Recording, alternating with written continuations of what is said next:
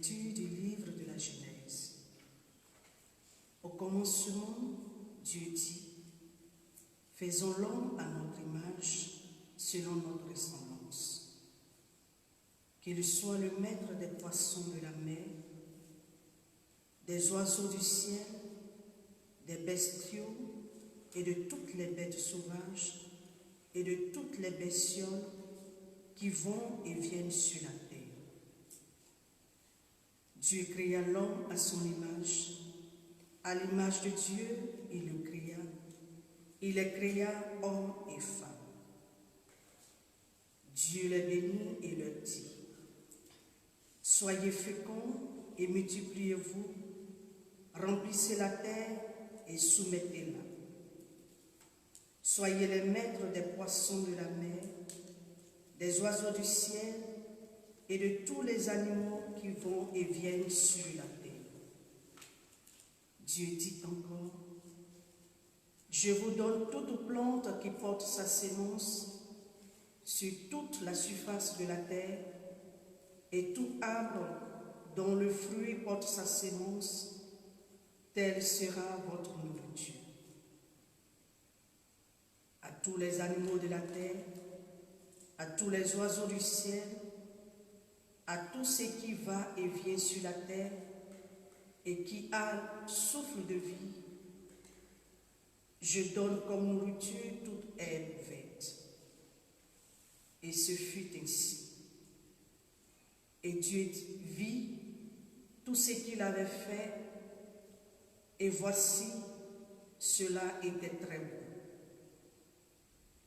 Il eut un soir, il eut un matin, 6e jour. Ainsi fut achevé le ciel et la terre, et tous les déploiements. Le 7e jour, Dieu avait achevé l'œuvre qu'il avait faite. Il se reposa le 7e jour de toute l'œuvre qu'il avait faite. Et Dieu bénit le 7e jour. Il le sanctifia, puisque ce jour-là, il se reposa de toute l'œuvre de création qu'il avait faite. Parole du Seigneur. Nous rendons grâce à Dieu. Consolide, Seigneur, l'ouvrage de nos mains. Consolide, Seigneur, l'ouvrage de nos mains.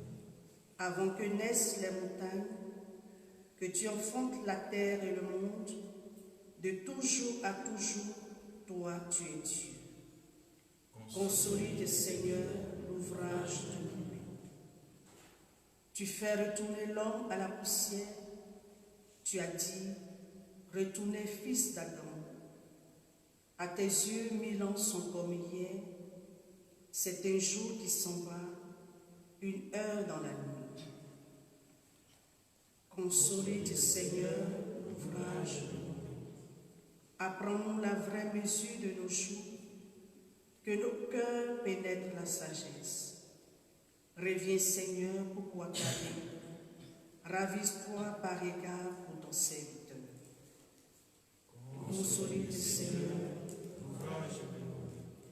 Rassasie-nous de ton amour au matin, que nous passions nos jours dans la joie et les chants. Fais connaître ton œuvre à tes serviteurs et ta splendeur à leurs fils. Consolide, Seigneur, l'ouvrage de nos mains. Alléluia, Alléluia, Alléluia, Alléluia, Alléluia, Alléluia, Alléluia. Que le Seigneur soit béni, jour après jour. Ce Dieu nous accorde la victoire. Alléluia, Alléluia, Alléluia, Alléluia, Alléluia, Alléluia, Alléluia, Alléluia. Le Seigneur soit avec vous. et avec votre esprit. Évangile de Jésus-Christ selon saint Matthieu.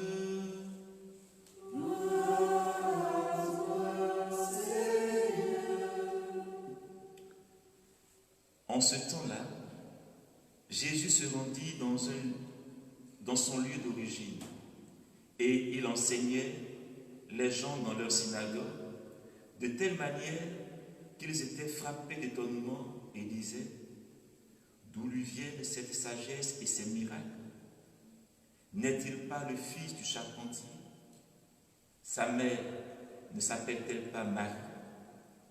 Et ses frères Jacques, Joseph, Simon et Jude? Et ses sœurs ne sont-elles pas toutes chez nous? Alors, d'où lui vient tout cela? Et ils étaient profondément choqués à son sujet. Jésus leur dit: un prophète n'est méprisé que dans son pays et dans sa propre maison. Et il ne fit pas beaucoup de miracles à cet endroit-là à cause de leur manque de foi.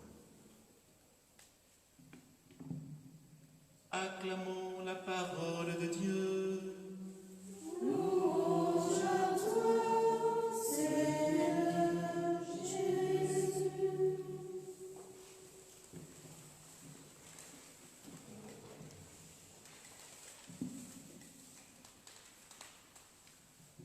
Bonne fête de travail à tous et à toutes.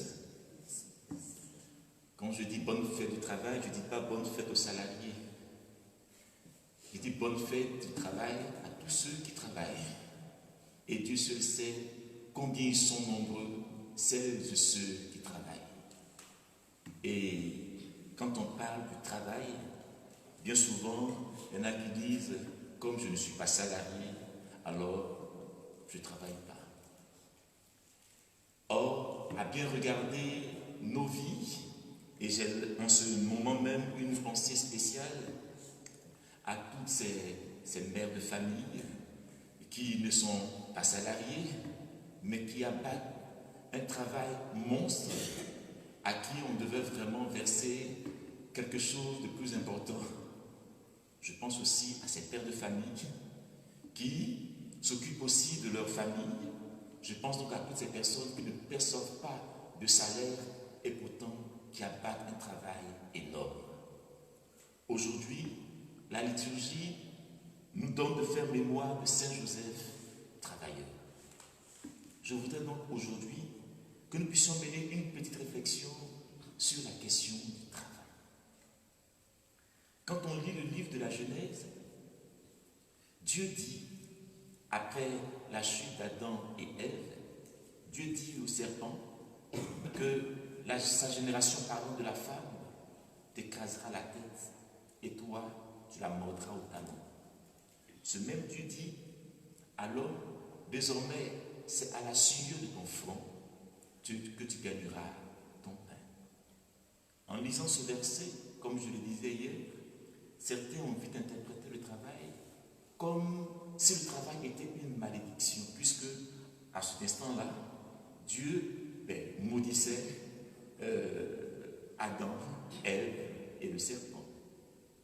Mais une telle lecture ne peut pas être une bonne lecture, puisque avant que Adam et Ève chutent, Dieu lui-même a travaillé comme nous venons de l'entendre. Il a travaillé de ses mains. Et dans une des lectures du livre de la Genèse, nous voyons que Dieu fait l'homme. Alors il prend de la glaise, et avec cette glaise, Dieu va façonner l'homme. Nous voyons Dieu en train de travailler à telle enseigne que saint Irénée dira que si nous regardons l'homme, nous pouvons voir les empreintes même de Dieu sur l'homme. L'homme dit quelque chose de Dieu, l'homme révèle quelque chose de Dieu. Et le travail fait partie de ce que l'homme peut révéler de Dieu. Non, le travail n'est pas une malédiction, même si dans le travail, il y a une souffrance, mais cette souffrance, elle est comblée parce qu'elle est dépassée par la joie que procure le travail. C'est Martin Luther King qui disait que, quel que soit notre travail, de bien faire ce travail-là, de sorte que le jour où nous ne serons pas là, qu'on puisse dire, ici vivait un homme faisait tel travail. Et je pense que c'est en ce sens-là que l'évangile de ce jour nous rejoint. On n'a pas nommé Joseph, mais on dit de Joseph, n'est-ce pas lui le fils du charpentier? Je ne sais pas si à cette époque-là, il y avait beaucoup de charpentiers, mais je suis sûr que les artisans, il y en avait à cette époque-là.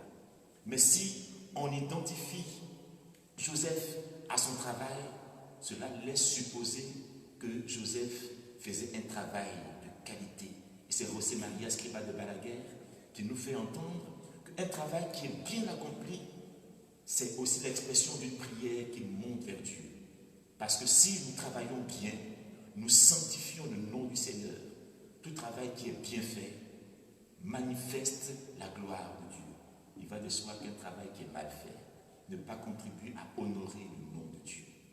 Oui, aujourd'hui, en célébrant donc la fête du travail, nous voulons célébrer avant tout Saint Joseph, qui nous donne aujourd'hui un bel exemple. Le travail pour nous n'est pas le lieu de l'enrichissement. Je ne travaille pas d'abord, en tout cas quand on est chrétien, on ne travaille pas d'abord pour avoir un bon compte en banque, pour avoir la plus grosse voiture, et puis la plus grosse maison. Non. Le travail pour nous devient en fait le lieu d'une mission. Une mission que le Seigneur nous confie.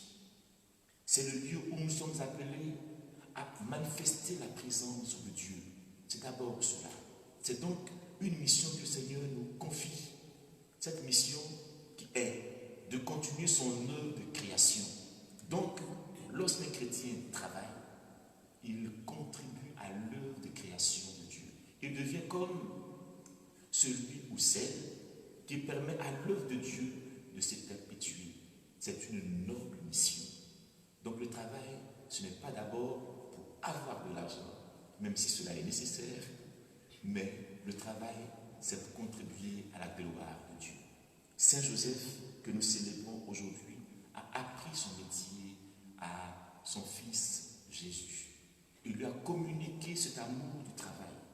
Aujourd'hui, nous aussi, nous sommes invités donc à aimer le travail. Il va de soi, mes frères et mes sœurs, que la paresse ne peut pas contribuer à magnifier Dieu, mais un travail bien fait. Mais quand je dis un travail bien fait, entendons-nous bien, ce n'est pas ceux et celles qui s'acharnent au travail et oublient l'essentiel de leur vie. Là, on travaille pour travailler. Non. Mais je parle de ce travail qui est une juste mesure de toutes choses. Parce qu'il y en a qui délaissent leur vie familiale et qui sont en plein dans le travail. Et je pense que c'est entre Mahatma Gandhi et puis je pense que c'est lui qui disait que vous m'étonnez, vous les hommes, parce que vous dépensez votre énergie, votre santé pour avoir de l'argent. Et quand vous avez de l'argent, vous dépensez l'argent pour rechercher la santé. Oui, il n'est pas question pour nous de perdre ce qui est essentiel pour le travail. Le travail doit avoir sa juste place dans notre vie. Alors prions au cours de cette Eucharistie que Saint Joseph qui a appris à Jésus à travailler, nous aide nous aussi à travailler de sorte que notre travail soit la manifestation de la gloire de ce Dieu qui est vivant aujourd'hui, demain et pour les siècles des siècles. Amen.